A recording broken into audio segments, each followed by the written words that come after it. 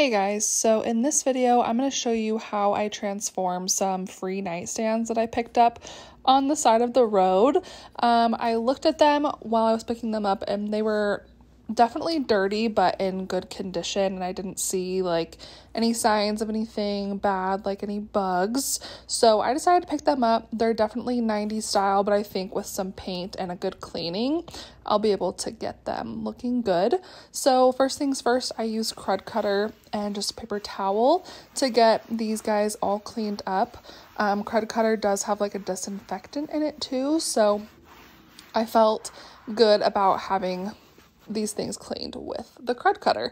And as you can see, there was a little spider living in this nightstand, so that had to go. So a few weeks later, TJ and I moved to our new house and I got started on these nightstands. The first thing I did after getting them all cleaned up was to take out the drawers, put them up on some boxes so that they'd be easier to work on. And then I got started on the sanding. So I believe I took a 220 grit sandpaper. This piece didn't really need to get smoothed out a ton.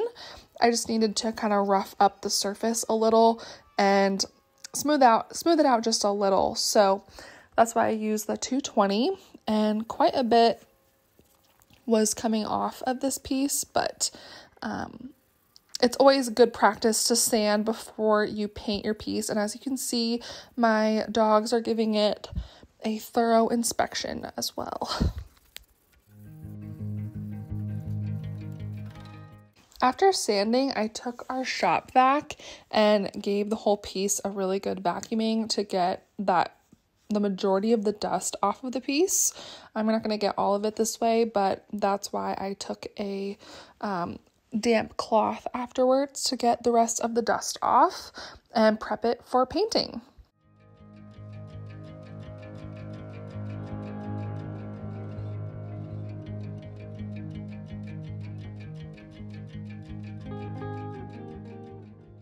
And this is my project supervisor, Ellie, who was just, keeping an eye on the whole project.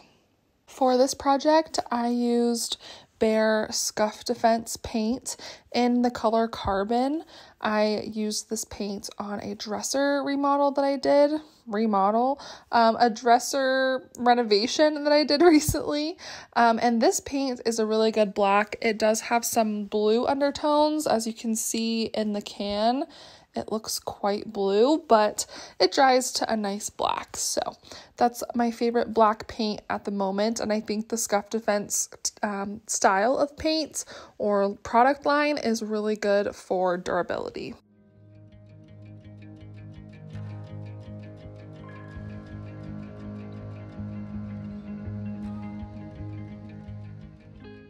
And for this project, I used a combination of just a regular paintbrush as well as a roller. For basically the entire front of these pieces, I did have to use a paintbrush since there were just like small areas that needed paint that I couldn't really get into with a roller. So most of this project, at least the front, was done with a paintbrush.